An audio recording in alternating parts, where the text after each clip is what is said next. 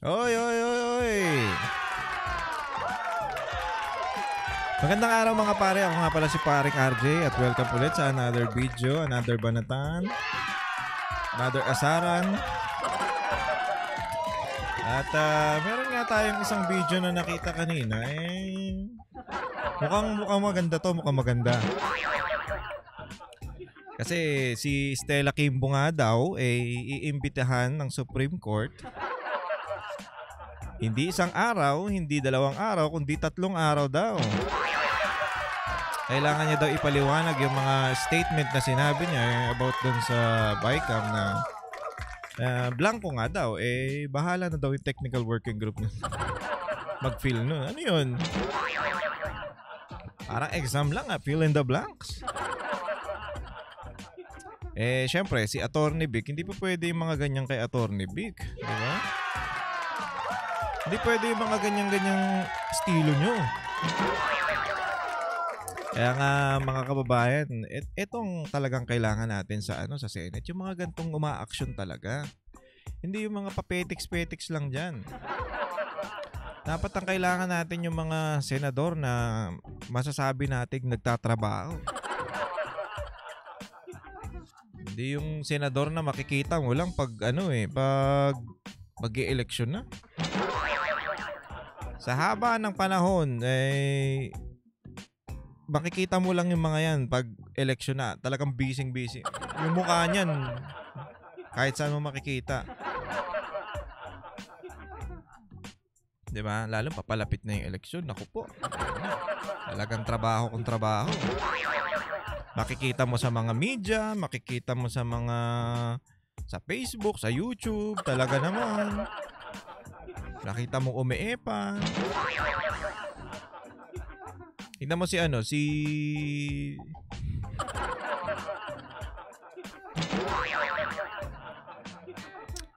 layaw nyo na yan. Natin banggitin yung mga walang kwentang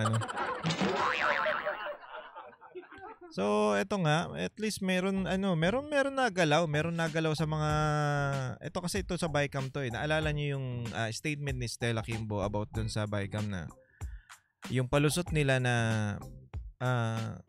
fill in the blank yan kasi ang maglalagay daw nung niyan, yung technical working group na daw ang bahala diyan. Syempre hindi uubra yan kay Attorney Vic, matalino to. So, tapos siya ngayon, yan, napapala nyo. Buti nga sa inyo. Pero mahirap dyan, baka talagang pag-initan to si Attorney Vic kasi sila yung unang-una dinali nila, si Romualdez. Si Romualdez, walang ganap, no? Tahimik ang animal. Ano na sir? Ano na tayo, sir? Parang wala tayong galaw. Hindi niya masagot yung mga akusasyon sa kanya Yung sa Okada na nga lang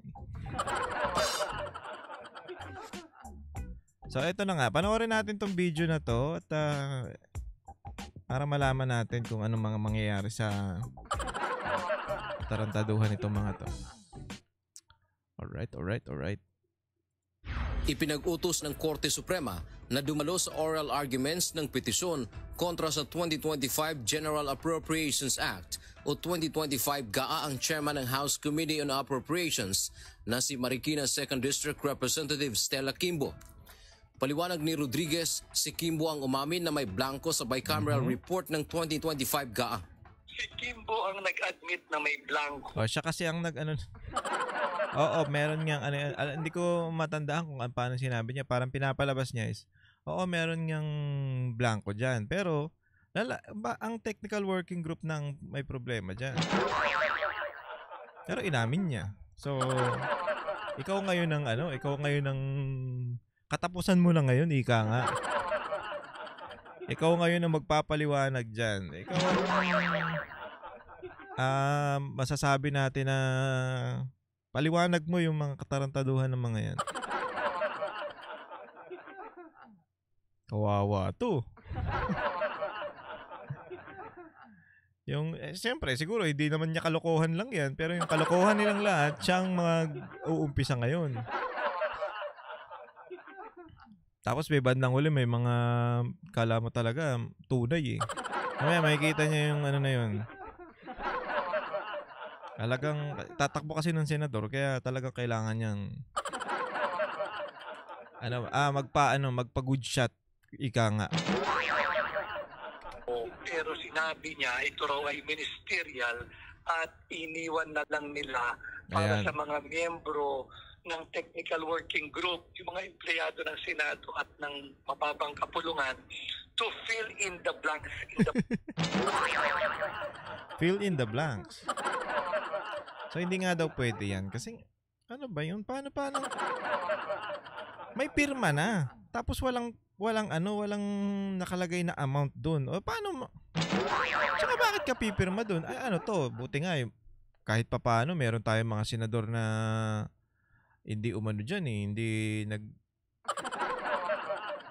nadali dyan eh. Kasi isipin nyo, talagang may... So, pag nakapirma ka na, syempre, ang tendency niya, nakapirma ka na. Wala na magiging problema. Ngayon, lalagyan mo na lang ng amount tapos ipasa mo sa Pangulo. Yun nga yung pinirmahan niya na hindi niya Ewan ko dyan.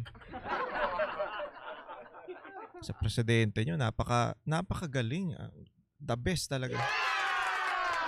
The best president in the world. Parang hindi mo rating natin.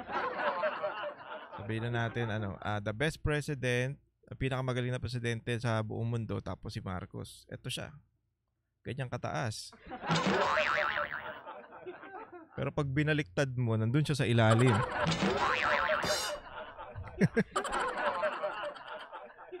Wala. Ay, nako.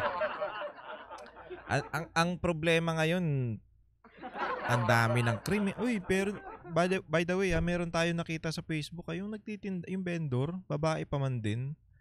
Tapos ang nakalagay doon binaril. Masingit ko lang to ha. Kasi ang hirap na eh. Anong gusto nyo? Anong gusto nyo mga pare, mga kababayan? Ang namamatay ay ang mga adik o yung mga tao na nagtatrabaho ng maayos? Ito daw ito daw yung under Marcos administration, bumaba ang krimen. Grabe, sobrang baba. Wala na tayong wala nang anong tawag dito, hindi na tayo kampante pag naglalakad sa kalsada. Masasabi ko talaga. Lalo sa mga madaling araw, hindi kagaya dati, kahit madaling araw, wala akong pakialam eh. Okay lang. Panahon na yun, lakad-lakad lang naman. Commute lang tayo, wala tayong pera eh. Pero ngayon, ewan ko na lang, ayaw mo nang umuwi ng madaling araw. Lalo sa mga ako kasi sa mga hindi nakakaalam, banda po kasi tayo. So ang uwi talaga natin madaling araw. Alam nyo ba ang presyo ng mga instrument? Mahal 'yan. Hindi yan basta-basta. Tsaka matatalino ng mga mga kriminal. Alam na nila kung magkano yung gamit ng banda. Kaya sa mga banda dyan, ingat-ingat po kayo ha. So pag nag-commute ka, syempre may dala kang gitara. Magkano yung gitara mo? Sabihin na natin Fender. Sabihin na natin 30,000. Oh. Benta nila ng 20 yun. Mabilis pa sa alas 4 yun eh. Tapos hindi pa makukontento, papatayin ka pa. Syempre ikaw, wala ka namang ibang source of income. Paglalaban mo talaga yung gamit mo. Paano pa yung mga iPad? Alam nyo ba mahal ang gamit ng banda tapos binabarat lang ng Paddy's Point? Anyway, sa ibang na yan, issue na yan. So, yan ang mga bagay na sinasabi ng Marcos administration na talagang bumaba ang krimen ngayon. Hindi bumaba ang krimen. Tumaas ang bentahan ng droga. Siyempre nga naman, pag wala na tayong makuha, kailangan nating gumawa ng paraan, diskarte. Madidiskarte ang mga Pilipino. Pati yung pagiging madiskarte ng Pilipino, pag ginawa mo sa masamang paraan yan, lalabas talaga.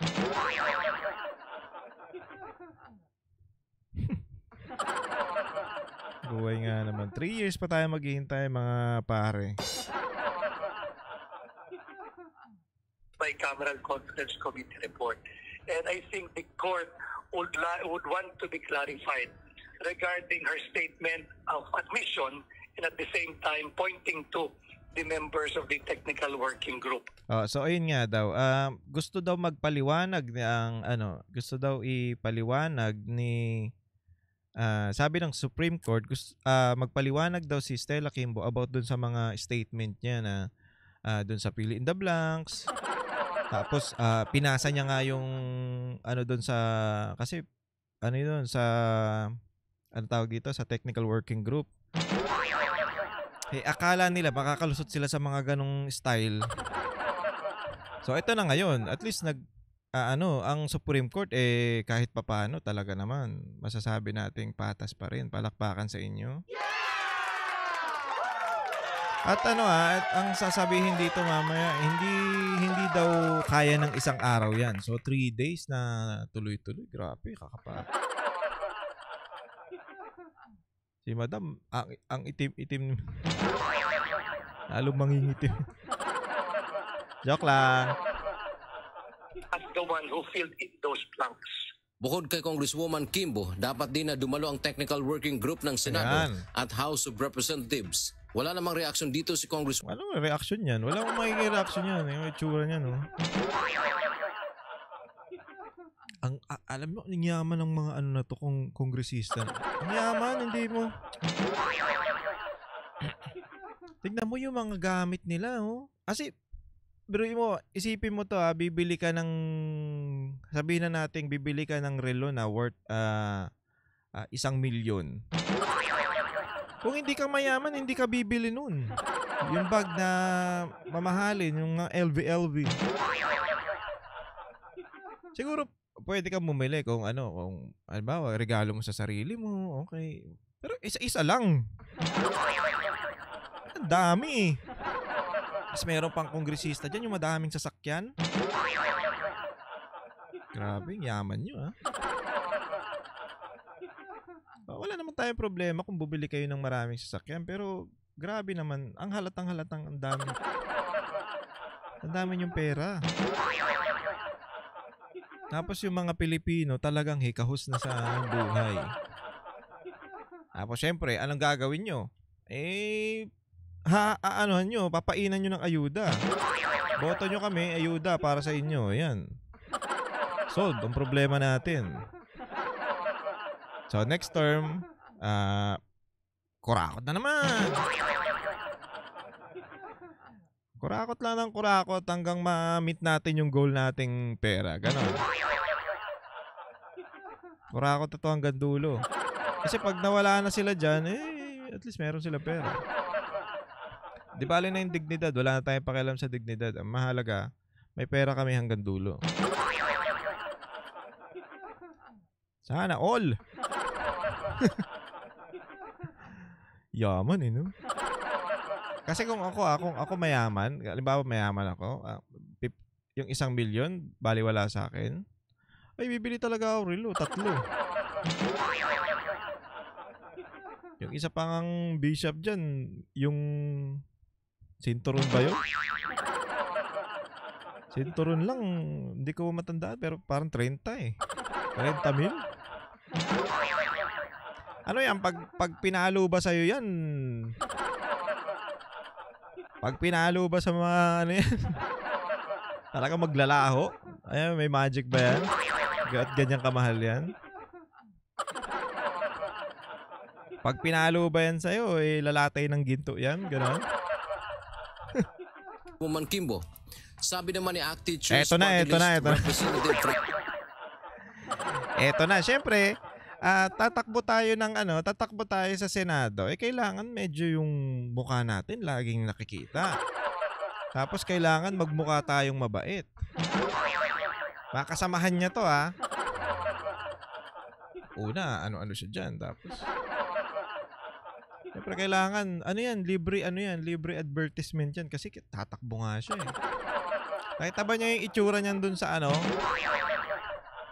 yung sa debate, di ba dinurog siya ni Bato?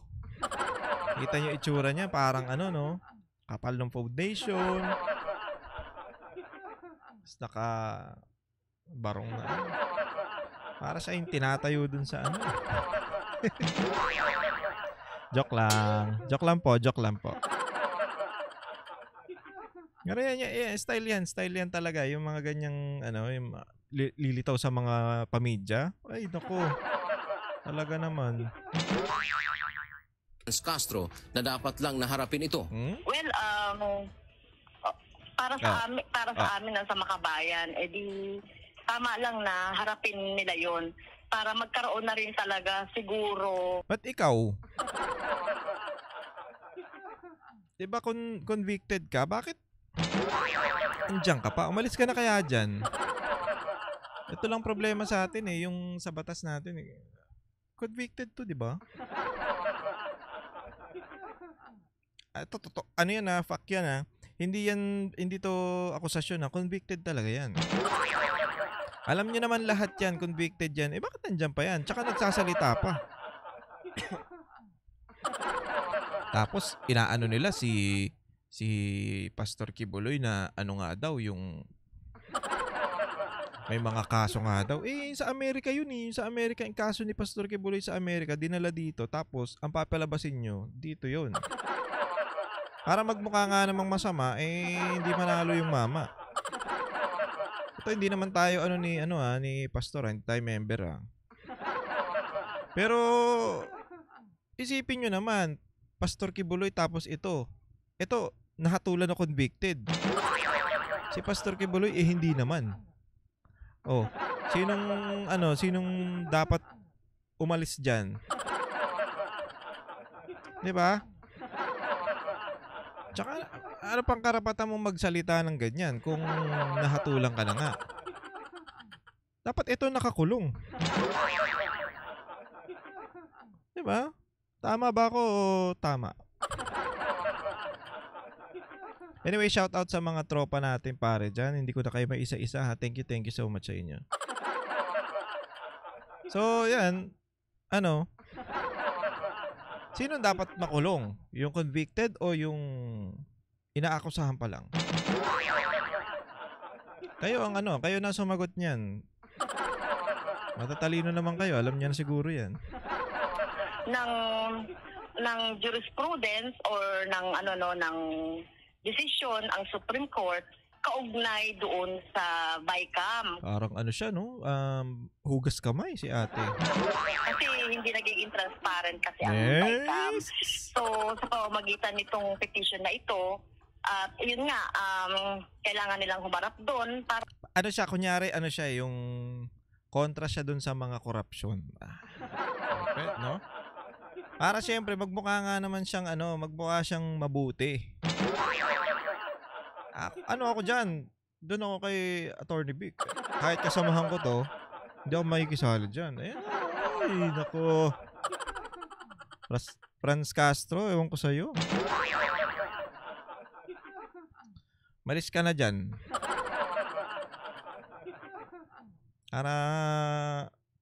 Ay, nako. Para makita talaga yung truth behind doon sa binabanggit ng mga petitioner na tungkol doon sa mga blanco. Ayon pa kay Rodriguez, puspusan ang kanilang paghahanda sa oral arguments. Pangungunahan naman ng Office of the Solicitor General ang pagtatanggol sa panig ng mga respondent.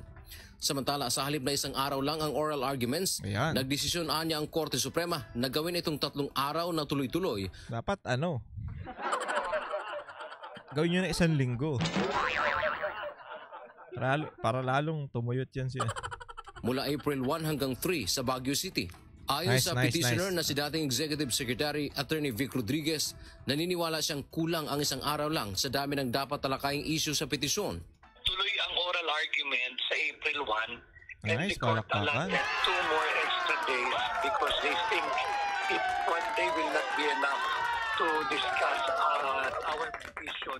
Sa dami ng dapat talakayin and perhaps because of the very difficult nature of understanding the budget process flow and as well as the entire budget itself, yung aming remains na issue, 4 na issues yun na constitutional issue. Dante Amento, UNTV, News and Rescue. So hanggang dyan na lang yan. At least merong gumagalaw. Merong gumagalaw. Palakpakan tayo. Saka okay lang yung para sa akin okay lang yung 3 araw kasi hindi basta-basta yung budget yan. Magkano yan? Ang laki-laki. Ay. Tinanggalan nyo na nga yung PhilHealth eh. Alam nyo ba sa sobrang, makwento ko lang naman. Alam nyo ba sa sobrang, ang baba lang pala ng bigay ng PhilHealth? Hindi ko alam kung paano nila inikwenta yun kung paano nila. At least naman meron. At least meron kahit papano. Ito nga yung tinatanggalan nila. Ibabalik naman daw. Pero dapat sinong dapat managot dyan? Mga tarantado na naglipat ng budget. Bawal sa batas yan. Nililipat nyo. Anyway, alam nyo, mababa lang ang bigay. Dapat itong problema sa atin. Kasi yung PhilHealth para nga yan sa mga nagkasakit na walang kaya na hindi kayang magbayad Diba? Tapos tatanggalan nila. Tapos pag naglakad ka sa PhilHealth, anong mangyayari? Ang baba lang pala ng So at least meron naman. Pero dapat kahit man lang kalahati. Halimbawa, pumalo ng 50 yung bill mo, kahit naman lang 20 o 25. Huwag naman yung yung 10 lang. Ayan na nga lang inaasahan ng mga Pilipino. Mababa pa tapos tatanggalan nyo pa ng sana naman dumating yung sino bang senador ang sayang si Doc Willie Ong no? Kahit siguro kaya yung yan yung gusto niya mangyari. Alam niyo ba si Doc Willie may yan, libre lang yan sa konsulta sa kanya. Hindi yan nagpapabayad. Ganyan sana mangyari sa PhilHealth. Kung anong kailangan ng problema ng ng bawat Pilipino, sana sagutin na lahat. Huwag na yung konti-konti. Hindi ko alam kung paano mangyayari yan, pero sana may mga senador na buti nga si Senator Bongo ng Malasakit Center At least kahit papaano nandun na lahat. O nakakabawas din 'yun. 'Di ba? Yung mga bagay na dapat nating tutukan, hindi yung mga impeachment ni BP Sara. Ewan ko sa inyo. Ayan, 'di ba? Kasi ang inaano nito mga to, yung mga vlogger. Ano ba? May benefit ba ang mga Pilipino pag yung vlogger pinatawag nyo dyan sa camera? Sa Tricom, Quadcom, Kemi nyo? Kung ano man tawag nyo dyan. May benefit ba yung mga Pilipino pag yung si BP Sara talaga na impeach? Wala naman Ang kailangan natin yung health system maayos. Pero lahat yata sabihin na natin maraming Pilipino ang nagbabayad sa sa PhilHealth. Ano yan, mandatory yan, 'di ba? Pag napasok ka sa kumpanya. Yung iba sabihin na natin sila mismo nagbabayad, yung mga unemployed o yung mga sabihin na natin na freelance. O yung tama, freelance. So yung mga bagay na sa dami ng pumapasok na pera sa PhilHealth, bakit hindi nyo magawa ng paraan na yung mga Pilipino na may sakit talagang zero balance? 'Di ba? Ayun ang mga problema na dapat nating tutukan, hindi yung mga kung ano-anong iniisip nyo. Mga pansarili nyo lang, lalong-lalo na dyan sa Congress, mga pansarili ang gusto. Ito ring si Marcos, ewan ko ba? Ano na boss, 3 years na. Anong wala pa tayo nakikitang improvement ha? Ang nakikita lang namin sa'yo, lalo kang tumatanda eh. Lalo bumabagsak yung mukha mo eh. Eh bakit? Hindi natin alam ha. Pero sir, galaw-galaw naman sir. Baka kahit papano may magawa ka sa susunod na 3 taon. Eh habol-habol ng nahabol-habol ng kota nung may magawa ka naman. Tapos meron pang lumalabas na video diyan sa yung bumagsak ka, 'di ba, yung tulay na pinagawa. Kakakurakot nyo yan eh. Anyway, natural lang naman yan. Natural lang naman na may mga bumabagsak na ganyan. Eh, syempre, hindi natin masabi kung paano tinipid yan. Pero, ang dyan, bago nila buksan dapat, sigurado dapat tayo. Yun yung kakagawa lang na kalsada, lumulubog na pag umulan eh. So, i-repair natin yan. Dapat ewan ko kung anong isip ang meron tong mga to. Kaya ang dami nag-a-abroad eh dahil tapos yung mga nasa abroad pa lalo pang nahihirapan.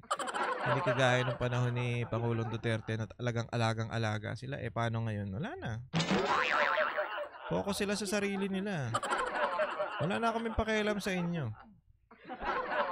Kaya at least meron tayong mga tumatakbong senador na ganito katulad ni Attorney Vic Rodriguez, Attorney Jimmy Bondo, yung mga attorney sa sila nga ba yun? Kalimutan ko. Ayan ang mga dapat nating ayan ang mga dapat nating i-consider na iboto. Wag yung mga sikat lang, wag yun. Talo tayo dyan. I-straight nyo na PDP para sure. Kayo kung kung gusto nyong maging miserable pa ulit tayo, bumoto kayo. Boto nyo yung mga iba, yung makikita natin sa iba, yung mga talagang walang ginawa. Pero eto hindi porket nasa kabilang kampo masasabi natin wala na talagang ginawa. Mag-research tayo mga pare. Hindi lang tayo basta na porket kasi tugulang pa ng 3 yun eh. Sa PDP, syempre boboto niya yun straight, di ba?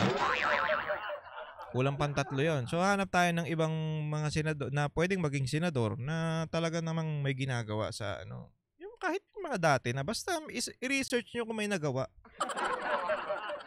Wag yung mga lang, yung gumawa lang ng pelikula, gano'n.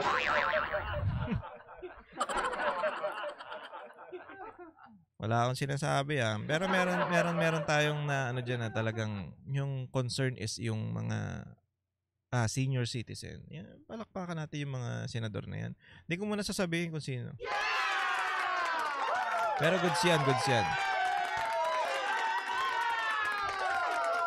Tapos siyempre para sa akin i-consider ko si Mr. Ben Tulfo,